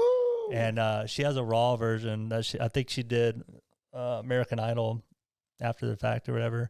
And man, that's where I like the acoustic. I want to hear the emotion. I don't want to hear the studio version. I don't want the band. I want the emotion to come through. So we played that on the trip. It was pretty good. Do you have an emotional song that you resonate with that you can't get through? Like if you started, you would probably lose it. Yeah. Britney Spears one more time. I feel like there's been different times in my life where I had a certain song for that time. You know what I mean? Mm-hmm. Where at that time I couldn't get through it. But maybe if I heard it now, I'd be okay. Yeah. And so I'll give an example because I have a video of me singing this one. There's a song it's funny, I discovered this song after it was like popular. So it's by Ex-Ambassadors and it's called Litost. And I don't know if I'm pronouncing that correctly, Litost. And I became obsessed. I'm talking like listening to it every night I went to sleep, like just hours and hours of on repeat, the song. And it's very beautiful the way that it's produced also, and it's kind of unique the way they produced it. And I of course I had to, once you're obsessed with something, it's like you want to recreate it as an artist, so I had to learn it on guitar and sing it myself too. So then I was obsessed all over again and with singing it, but it's very sad, so I don't do it at very many of my shows. But that song, and it wasn't even necessarily something I was going through, but it just got to me. And apparently the definition of Litost, or however you say it, is extreme regret, something like that, extreme regret or something. And I can't remember what language it's in, but I looked that up, and the first line says, "What have I done? Must be out of my mind to come back begging for more." And it's a breakup love song or whatever, but it's like, I can't leave you, but I can't live with you, and I'll never forgive you, but I'll never forget you. And it's very back and forth. And I feel like love is like that, where it's like you have all these extreme emotions. And that one, even if I listen to it today, I might lose lose your shit. Yeah, because it just depends. Like if it's just playing and I'm not paying attention, but if I'm in the right mindset, you know what I mean, I'll probably cry over that one again. So it's just a great song. It's one of those, and it was even more meaningful probably that it wasn't a super popular song. Like, I don't think that was necessarily a radio hit for them. So it was like this, I discovered this song that, you know, wasn't like everyone else listening to it, and I just had like this whole like love affair with this song. And it was an obsession, and it was definitely like it made me happy sometimes and it made me sad sometimes to listen to it, but I was just in love with it so much. That's how music can evolve like that. I always picture a song as like a little memory card, and like I can listen to a song and I remember exactly what I was doing. Yes. Exactly the emotion I was feeling, what I was dealing with in life at that time. And I've noticed with music too, it can be rewritten, like it could be overwritten like a memory card. So like you can have you can experience that music again in a different stage of your life and rewrite that memory, and it could be a good one. Absolutely. And I don't know what it's about. I don't know how it does that, but I know it's true, because I mean, I have 100 songs in my head that I like, even in my liked playlist on Spotify, every one I know exactly how I got it, why I wanted it, how it makes me feel. Mm-hmm. So I don't know what it is about it. It's curious, isn't it? It is. Curiosity, right? Right. Oh, curious. Is that what you're trying to do there? What are you listening to right now in your car? Oh, okay. All right. Because I did listen. You like that? There's one particular song today I listened to several times in a row. It's brand new. And what's funny is obviously I'm a country singer, rock country, whatever you want to call it.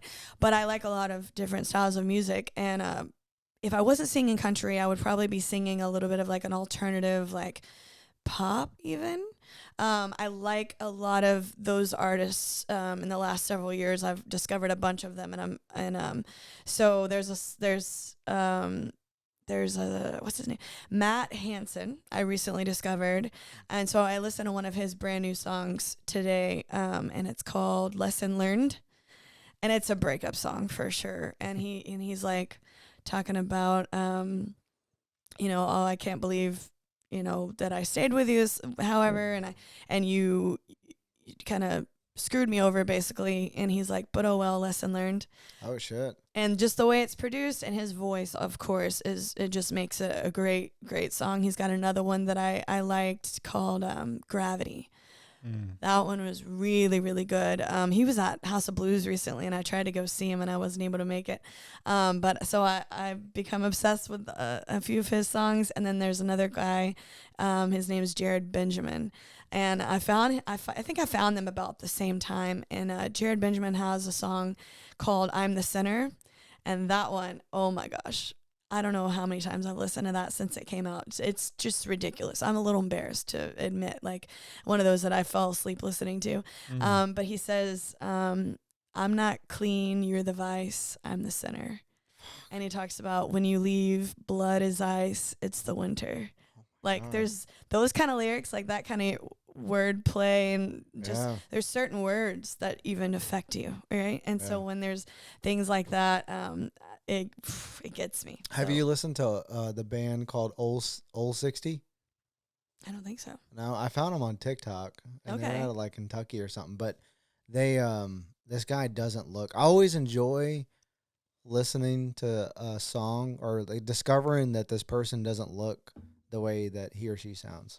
You know what I mean? And this guy is just this skinny, hippie looking, long haired, like porn star mustache, but he's got like a rockish country sound to him. But it's pretty good. They're called Old 60. Old 60. Yeah, it's pretty good. Look at that. See? I'm gonna check yours out too. Yeah, for sure. Yeah, we need to exchange that. Have you ever a song? I was thinking about another emotional one. I'm in this. We start now. playing it right We're now. gonna be crying by the end of this, aren't we? I'm in this. Have you ever sang or listened to "Gravity" by Sarah Bareilles? Oh my god, dude, it's so beautiful. I do love that one. I like the acoustic version, but that note, like, it all builds up, and it's like a toxic relationship, right? And have you ever hit that note? I've never tried to sing that song. Dude, you need to. I bet you do really good at it. I should try and sing that one. That's one that I discovered after the fact too. Yeah. Like it was apparently, bigger, and then I discovered it a few years later, and one of those I definitely listened to on repeat, and I loved that song. It's really beautiful. And I love Sarah Bareilles just in general, and she's got a really big voice, and it's definitely, I mean, I'm sure it's a hard song to sing, but I'll try anything twice. I got I a like game. that twice. I got a game. What's the most embarrassing song that you cry to? That it shouldn't be a cry song. I can go first if y'all don't know. I know you have one. Yeah. But it's just embarrassing. It's ironic. I forget what's her name. What's her name? Alanis Morissette. Yeah, it's ironic. But I think you said it puts you back into a moment. It reminds me of me riding with my mom and like her old Ford car, and we used to just be singing it and shit. And that's the song. Doesn't she cuss in the song? Yeah. Yeah, she lets me cuss. That she used to let me. She says, "Damn," I think. Something like that. She used to. And I don't give a damn. Yeah. Yeah, I used to cuss, like not really cuss, but He I waited said his the whole word. damn life. Yeah, I to sing take that one. You're good. Yeah, I do sing that one. that one makes me cry, but I think it's because of the memories. I like that. Right. That makes sense. As you got an embarrassed one that you shouldn't cry, because it's not really a sad. I guess it kind of is, but it's not really. Ironic's not really a sad one. It's not like a couple love breaking I wouldn't up, say you know. it's necessarily. I don't know. That's it's an interesting question. I mean, I'm a girl too, so I feel like Cry about everything. We get a little bit more, grace on crying at the drop of a hat than guys do. So, I don't know. I'm not sure. What do you got? You got one? What was that Atlanta song that's darker? There's I'm a few. bitch? No, it's not like it's kind of Bitch mainstream. is by Meredith Brooks. There we Everyone go. always thinks that, but Meredith Brooks. Oh 'cause I yeah, sing you're that one right. too. Yeah, That's actually Meredith bitch. Brooks. That reminds me of my mom too, though. I mean, there's just 'cause she liked it. the pissed off song that I also sing by Alanis Morissette. You Ought to Know. Yeah. There's the mad one. That one. But then I mean, There's a she's got dark one. She's got Like- some sad ones.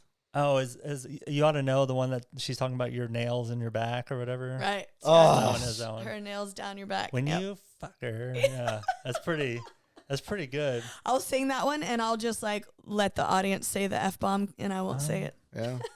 I'm I not just did that one last invited. week. Invited. Oh, right. I do That's- like that That's one. slept on. And that's like, man, the way it's produced again, like the everything about that song just makes it even bigger and Yes. awesome. I mean, that song is awesome And for it's- sure. Give him a little sample. I'd I like don't to think see you that know one live. What? You're give me somewhere. I Yellow can't do it. song? Oh, now I can't think of You're any lyrics. uninvited. Yeah.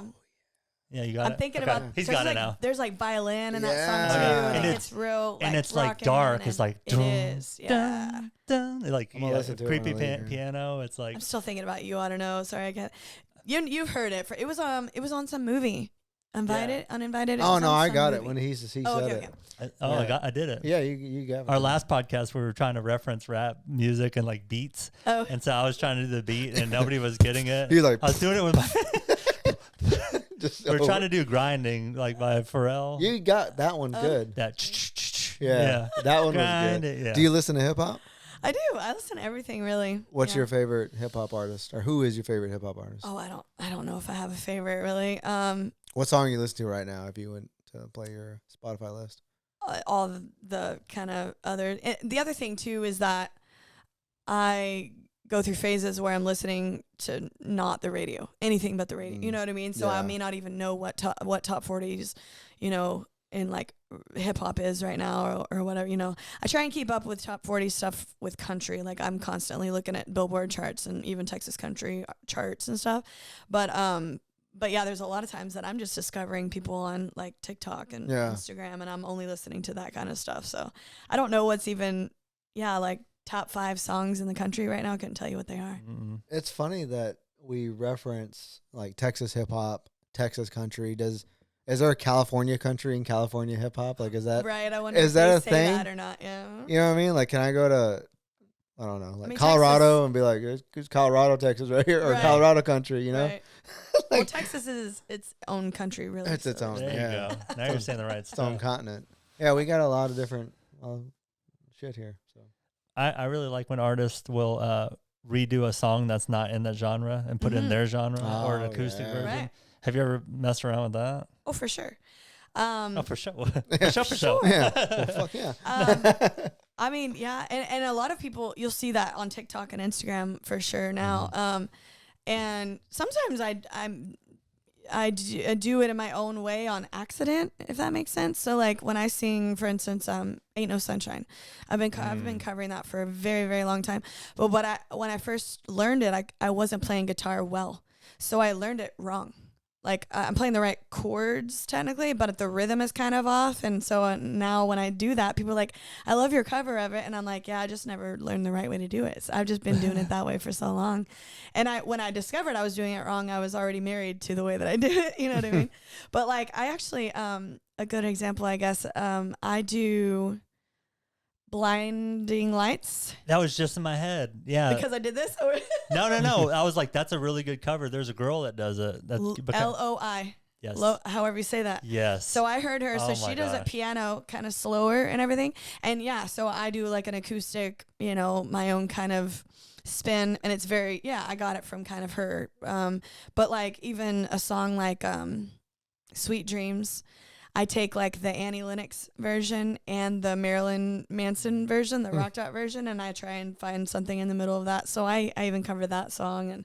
And "The Kill" by 30 Seconds to Mars, I do like an acoustic version of that. You can do that? There's a YouTube video of me doing that years ago when the song was I'm going to have big. to check that out. I love that song at the time. He has such a voice. Oh too. my gosh, yes. And he's an actor, like probably a male model. Probably, Could be, probably should agree be. on that. Probably agree on that. His voice is very Not bad. cool. It's very unique. It's very, I like him a lot. I love that. Like Yesterday and all that like packed couple of songs he came out with in that same kind of year, it seemed like. Yeah, it's there's probably one the same called album. Hurricane. Yeah. I like that one a lot too. On that good. album. Such a powerful voice. His so like he did some I forget what it's on YouTube, like they'll go into the studio and sing someone else's song. I forget what the name of it is, but oh, I know. I've seen that. like uncut or something. But Halsey goes in and does, man, Halsey acoustic. She's ridiculous. great. Like you don't realize how great and how wide her range is, and her voice is. Same thing with Pink. Pink will cover some songs just like, golly, so raw and beautiful, and you're like, oh, I'm gonna listen to this now more than the original. Yeah. What About Us? I mean, with Pink, like, yes, golly, I used to run to that song and like I'd almost tear up on that one. No, it's so powerful. One that I can almost say it's not my favorite, but it's like one I've really been going to is a Chandelier, acoustic though.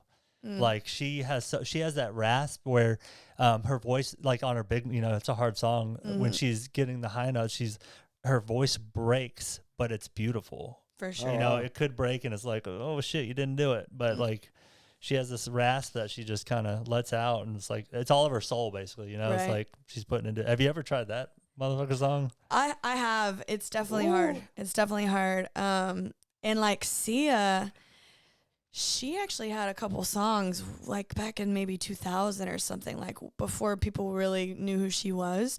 And talk about a song that would make you cry. She has one that says, what's it called? I might have to put this on my phone. I know. Maybe you can help me figure out what it's called. It's gonna be deep in the albums probably, right? She says, I hurt myself today or something. Oh, is that a remake? It's her song. Oh. Oh gosh, I thought that was a Johnny Cash song. I got it. Well, and I know as I said that, you're probably thinking I'm talking about "Hurt" that Johnny Cash sings. Oh yeah, It's a similar lyric, but she Hurt Me by Sia. Is that coming up? I don't have my phone. Oh, it said Salam instead of Sia. Oh, like autocorrected. Oh, breathe me. That one. That song will make you cry. Oh my gosh. I can't wait to cry to this. That one is intense. I mean, really, it's very, very beautiful and very like tearjerker. Okay, I'm doing it. Very good. Okay. One thing I like doing, it's what is it called whenever you're intentionally making yourself sad? It's like self-soothing. Self-soothing? That's we're getting close. Self-something. But it's something I do, and then I pull Courtney in. Courtney's my girlfriend. But we'll look at American Idol or America's Got Talent, Britain's Got Talent, and we'll look at all the golden winners, like what is it called? Like the golden button? When Yeah. And most of them have a story behind it. And I'll just torture her and myself with these things. And we talked about last podcast too, when Beyonce goes to the hospital and sings to the kids, and she sings Halo. Oh. And she's like just putting her all into it. Oh my goodness. Or Florence does Florence the Machine does the Dog Days Are Over for this little girl. It's like holding her hand and just singing her heart out. Yeah. So why do you do this to yourself? I love it. Yeah. If I'm not actually like, are you trying to act and you got to cry on cue? Like, what is this? No, I feel like most of the songs, Courtney says I like the damsels in distress or whatever. I like typically like women singers that like are singing sad songs pretty much. I like, men too. I like Sarah McLachlan. Yeah. Oh, and the Arms of an Angel. Make them start crying. Yeah. Makes me think about animals. Up right now? Yeah, makes me think about animals. Exactly. Yeah. Anything animal related, I'm crying for sure. Just start bawling. I know. I do that too. Y'all don't like doing that? No, I like to put on music to cry. I will. I'll definitely, watch tearjerker movies and stuff like that. But I'll also say to people like, I'm not in the mood to watch The Voice right now because I don't want to cry. Yeah. Because it is like a lot of them have their sad stories or happy stories, or just something they overcame, and that is just ugh. But they'll also, as an artist and someone that has big dreams, and here they are on TV getting their, kind of their first step towards their dream or whatever. I mean, that alone will make me lose my whole shit. So yeah, that hit's probably different. Yeah, because you have the same dreams. Right. Like they did it, I can do it too. Yeah. When you talk about your rasp, what's your go-to? Like if you want to really show that you have it, I will sing some either Alanis Morissette, Janis Joplin, probably. Yeah. Ooh. Can you give me a little teaser of Alanis? Ooh. Is there a lot of pressure right now? 'Cause I got one hand in my pocket and the other one is giving a high five. Oh damn, dude! Oh my god! I got chills, dude. I didn't think it was gonna be that good. Dude, I got chill bumps. Did you even have the high low note? Is that a little crack? I guess. Did you do Yeah, that? Yeah, that sounded really. It's I like think a I little sang shift. that higher than I usually sing it, so that That just was came out so with- fucking good. That was really good. I thought about some crack. Thanks. So play Walker and Fall. Oh. Go on and lose. He does Yes, a lose. and he goes Is that in the and out. crack? That's kind of in there. Exactly. That's a good. That's the crack into the falsetto, like that Justin Timberlake is kind of known for. But yes, Clay Walker. What part does has Justin it. Timberlake do the crack? Well, Justin will just sing in falsetto for like a whole verse. The whole song. Yeah. I just wanna love you, baby. Yeah. That's falsetto. We can do this all day. Didn't he sing? Doesn't he have a song that's called Falsetto? Or no, that's The Dream. The Dream has a song called Falsetto. Yeah. I like his I don't know, we talked you remember Holy Grail? Oh yes. That starter, It's a I great did song. when it came out. I didn't know it was Justin because he did something different, and so It doesn't sound like Oh, usual it's Justin. so Justin, vibes or whatever. Yeah. I know you know That's a it. great song. I'm just a hater. I don't like Justin. Yeah, but Timberlake. that's one of my favorites. It's But I'm being Until honest. your cup runneth over. Holy Grail. Yeah. You don't know? No, I know it. Takes the breath. I know what is it. Like the beginning, Oh, just the beginning breath words. out of my lungs. Yeah. Yeah. That's Dude, really it's good. so good. I saw him live a few years ago. Whew, that boy can sing. And he did one song where he just played acoustic guitar Really? and jammed. It was the one he did with Chris Stapleton when they ended up doing yeah. Tennessee Whiskey. He started it with I sing this song. What is it? Drink You Away. And it's very bluesy. And Justin Timberlake is from Memphis, Tennessee. Yeah. And so he talked about that night, and just him and guitar, acoustic, and he's doing that bluesy song. And I mean, that guy can sing anything. He really can. He's very talented, very good. I'm glad you're speaking positively because this one thinks otherwise. I mean, it's me, right? I can have my own opinion, right? Yeah, for sure, absolutely. Yeah. You could be wrong with your opinion, but Yeah, no, I'm just- I can be right. Dang. Everyone else thinks true. Have you listened to the Stapleton cry on a guitar? Yes. Son of a bitch. Oh my gosh, you want to hear an even like more sad song by Chris Stapleton Hold on. that people don't know about? Okay, tell me. I want to see if we're gonna match. Is it Either Way? I sing that one. I love it. You sing that one? I sing that one. I do. That's such a hard probably song. It is powerful. very hard, and the guitar part is hard, and I can't pull it off the way he does. But I sing a lot of Chris Stapleton songs. But what people don't realize, now "Cold" by Chris Stapleton is actually that's a great one, that I learned not too long ago. So before Tennessee Whiskey, he was actually in a bluegrass band. And so he has a song. It's just a cool song. It's called. What are you listening to? He did that one. That was like his first kind of country single. But before that, he was in the Steel Drivers, and it's bluegrass. And they had a song called "If It Hadn't Been for Love," and it's almost kind of bluesy sounding, but also bluegrass, And and I love the bluesy part of it. And Adele covers that. And so I sing that one too. If It Hadn't Been for Love, that one's really good. But before the bluegrass band, he was in a Southern rock band, and it was called the Johnson Brothers. And I haven't looked lately, but for a long time, it wasn't even available on iTunes and Apple Music or whatever. It was only available on either YouTube or Amazon Music. But he has a song with the Johnson Brothers called "Barely Alive." Oh my God. Really good. Damn it. I will blow your mind. I need to just get more and more songs. Just hang out with me. I'll educate you on all the things. Barely Alive? Barely Alive. Mm-hmm. Stapleton? It's under the Johnson Brothers. So JOMPSON. I think I might have.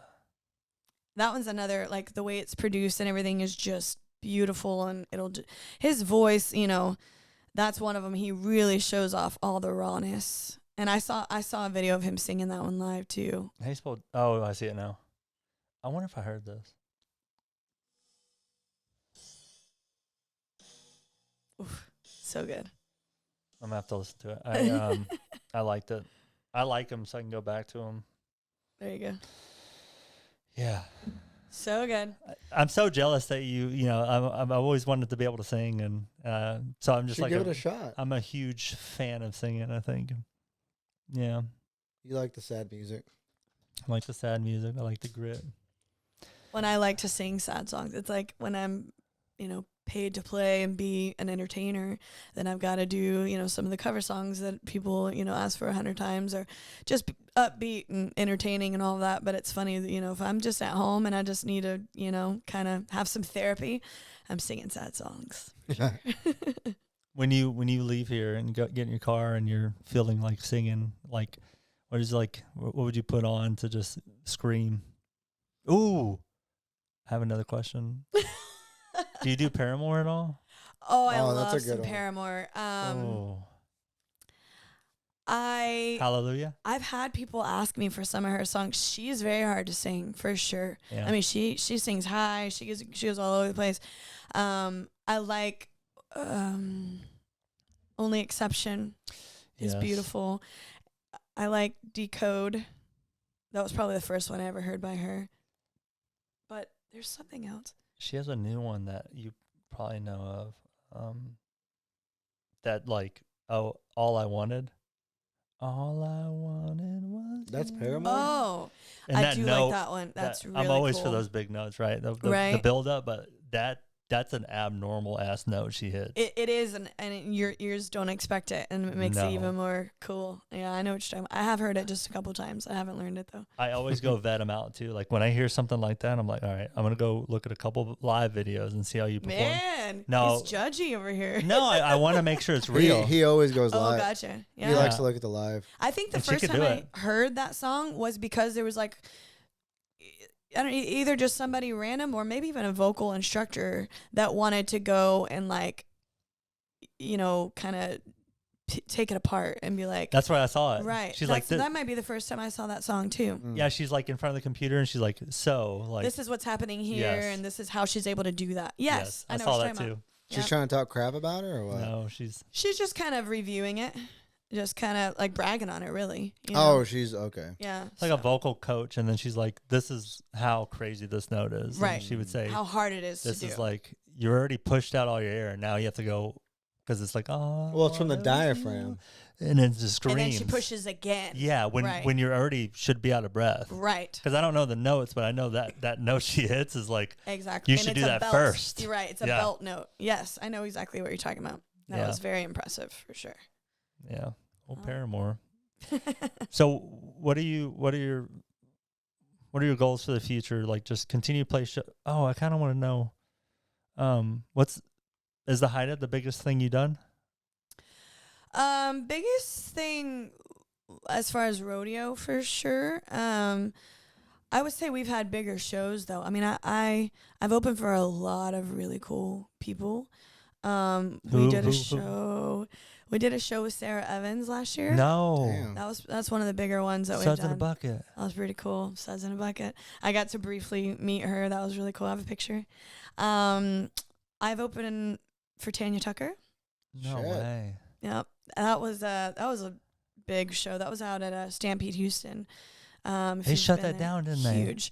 I think they shut it down and reopen it, but they don't really. I haven't seen them doing concerts anymore. Okay. There, but I think they are still open, like just dance hall or whatever. We've played some shows with Gary Allen, who's my probably favorite country singer. Dude, shit. That guy's voice. I mean, he can just make a sad song sadder. Yeah. I like him a lot. Let's see. Lee Bryce, we've done one with him. That's good. What's your opinion on Lee Bryce? Um, His live voice. Is there controversy around him? I'm gonna stir it up. I'd only seen him that one time, and I don't remember having much of an opinion one way or the other. But I do know that guy has written a lot of songs for other people. Yeah, he's like the writer. And so he started out. So I have a lot of respect for that. He actually wrote that song "More Than a Memory" that Garth Brooks cut. No, he didn't. No, damn it. Are you kidding? How old was he when he? Because that's an old song, and Lee Bryce isn't. I mean, he's old now, but he's hard to love. And Lee Bryce has a brother who also sings, who I met in Nashville and saw him sing live, and he was great live. It was just him and his guitar. He really wrote "More Than a Memory." Yep, there's a version of it. Well, because you can't find anything Garth Brooks online, right? You have to Amazon Music. Amazon's the only one, right? So like on Apple Music, I think I was looking, and because that song popped in my head not too long ago, and I was like, I want to download that, and I start looking, I'm like, oh right, Garth Brooks doesn't have that on Apple Music, but I came across Lee Bryce singing his version of it, and yeah, he wrote it. Turns out, pretty cool. I am shocked. Yeah, so I was gonna hate because I love his songs, I love them, but I saw him at Stampede. I saw Gary Allen there too. It's weird because Stampede. I played with Gary Allen when he was at Stampede, so I wonder if it was the same day. I went there a little late, so I didn't. You opened, right? I did, yeah. Oh my god, I had no idea. Might have just missed me. Damn, but yeah, I saw Lee Bryce twice, and it didn't sound like the radio. Really? Yeah, but I love like I Don't Dance, like. Ooh, yeah. Great song. Yeah, Drinking, whatever. Yeah. He's great. There's there's really good writers that really want to be singers, and they're good, but like not like good. Mm-hmm. I'm gonna get shit for this. Brantley Gilbert, really good writer. Really good writer. I seen him at the rodeo. Not a good singer? Really? What if it's just bad acoustics in the rodeo? I'll say that for both of them. I probably just had I was too drunk, maybe. How about that? Yeah. Yeah. You know what? Because I love the artist. I love their Right. songs. Brantley Gilbert, he has a song and it's the version I've heard is very raw and maybe even an acoustic version. I wonder if you've heard it. He says, sing me that song you wrote about the girl who might not ever know how much, what's it called? Maybe just sing me that song or something. And it's beautiful because he's singing it, obviously, but it's a girl asking him to sing the song that he wrote about a girl.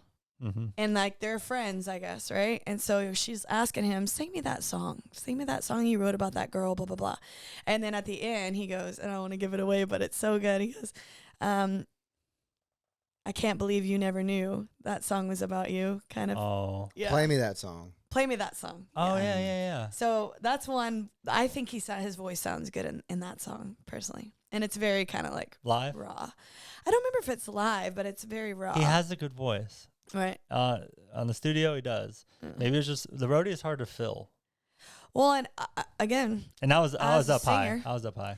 As a singer, there's so many moving parts when you're singing live that it's like there's so much that you can mess up on, right? Like allergies. Everyone, a lot of singers have allergies and they're outside and they're hot and they can't breathe and this and that, whatever.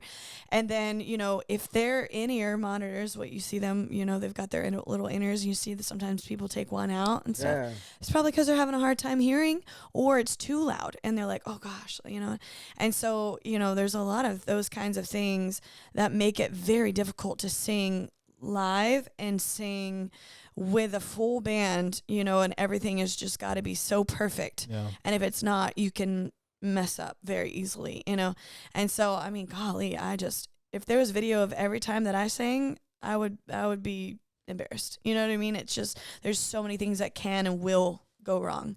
Mariah Carey, she was getting a lot of flack at some point, but that girl is singing these whistle notes are, I saw a video recently, and this is true on TikTok, where this guy was singing like a rockin' song, and he was like belting this high kind of note, but just like really pushing, and it's kind of raspy, right? And he's singing it, and he's like, this is what you might think is hard. And then on the next slide, he's like, but this is what's actually hard. And it was like singing this very quiet falsetto note. Mm-hmm. And coming back out of it and singing like Paramore, like that song, that note, you're in and out of those parts of your voice. And what makes it hard is obviously the training that's involved in like knowing your voice, but also just being able to really, really hear. Because when you're on stage, you hear everything in the room and your band behind you more than you hear your own voice. You would think it would be loud because it's close, but it's not. It's not, even like right now, I have to kind of get in here, right? Yeah. Because this is, if I don't do it, I can't hear my own voice. So it's like, there's so many things that go into that. And like, if your in-ear monitors are not perfect and you didn't get a perfect sound check, which we did not get one at the Hideout, by the way. I had to run over to meet Eric Church, so I did not have a great sound check, and so it was like anything and everything can go wrong with those kind of things. And there could be feedback too. There's all the squealing and all that. So I just, I try not to be too hard on singers when, even when it's like, oh, they're lip singing. Yeah, maybe, because it is so hard to do that kind of stuff, It's just insane. So. Well, even like traveling for work, I take a 40-minute flight to Louisiana, and I'm fucked for the entire day. Like, I'm like tired. So they're traveling all day. No, I'm glad you cleared that up. Expected to sing. Yeah, not sad. You need to be so hard as I talk shit about Justin Timberlake. I love we love talking shit a little bit, but Mike likes to really talk shit. I'm a critic, but there's this girl at the gym. Oh my gosh. That Mike and I both criticized. Okay. But just for like small stuff, not like really like, bad stuff. It's just like, fun. Yeah, just for fun. But then when Mike wasn't there, she came in and I was criticizing her, and I was like, holy shit, Mike influences me to talk shit. Yeah, you talk a lot of shit. I mean, it's fun sometimes. Just for fun. She laughs. She don't even know what it is. It's just funny to her. It's fun. Have you gotta people watch and you gotta. It's fun to. I was saying this morning. I was like, man, we can talk shit about everybody in here right now, but it's fun. Not like we don't mean anything by it. It's just fun to talk a little trash. Well, just it's kind of funny. The dumb shit too is like I make fun of myself too. It's fine. Yeah. It's like he'll be like, what's in your bag? What do you have to carry in here? Like, it's like, well, it's the same girl. I'm like, oh, now you got me like looking at her bag. Like, her bag is full. It's a full backpack. What the hell is in that thing? You're going to the gym. You gotta She was on the butt machine. The one that you kind of go like. How do you do it? You put the belt on. Like a squat. Okay. Yeah. A hip thrust. And all the girls just go do that, right? And then she's walking around aimlessly looking for another machine, and John's like, well, the butt machine's over there. You need to go do that again or what? It's like that's all that. Just talking shit, dude. And this is why I don't go to the gym. Yeah.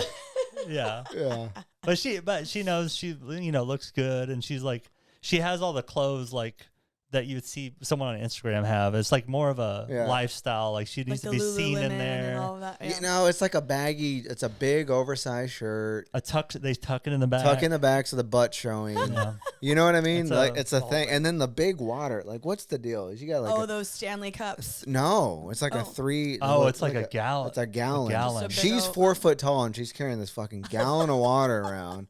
It's like, are you really drinking that?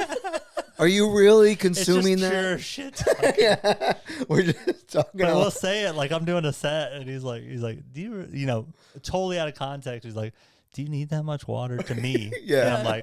And I'm like, just trying to make each other laugh a little bit. Yeah. You gotta do it. Yeah. That's funny. So as Lee Bryson, that's anybody else that you open for that's crazy?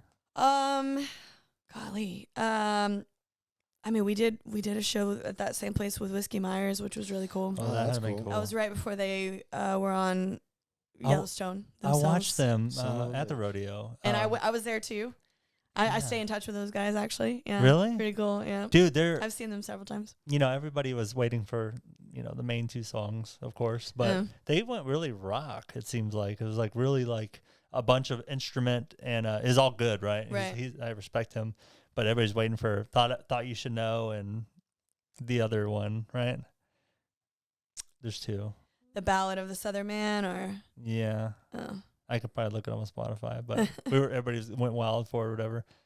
My surprise was Nickelback. Like people like surrounded. I wanted to go. But everybody talked shit, right? And then it filled the whole thing. Yes. And he leaned into it like too. He's like, "Does anybody like my song? Look at this graph." and he's like, "I got the internet, motherfuckers." I know what y'all are saying out there. Oh my gosh, that's funny because it's an old guy.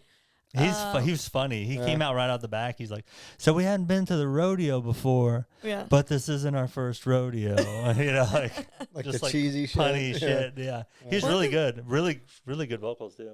Well, it's sometimes people probably don't even know, like, why are we making fun of Nickelback? Like, I'm on this train, but I don't even know why.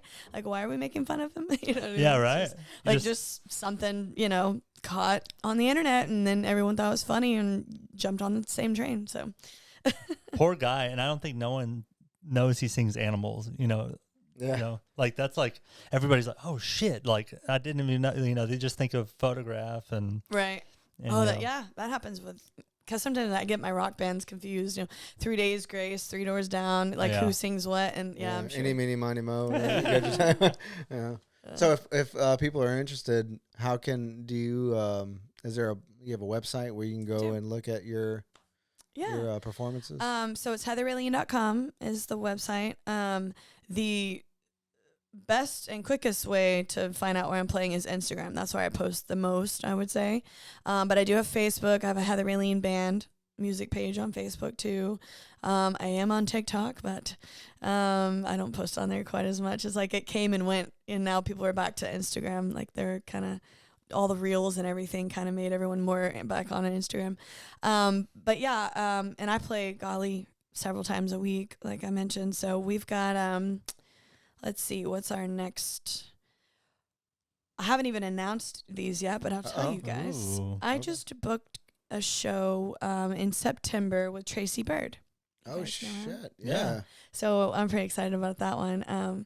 I haven't even told all my family yet. I called my aunt yesterday to tell her because "Keeper of the Stars" was my aunt and uncle's wedding song.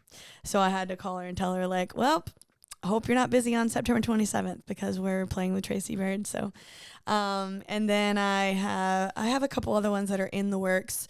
But the next kind of big one I'm excited about is I'm playing at White Oak Music Hall for the first time. I've never played there. I've never even been there. I've heard a lot about it.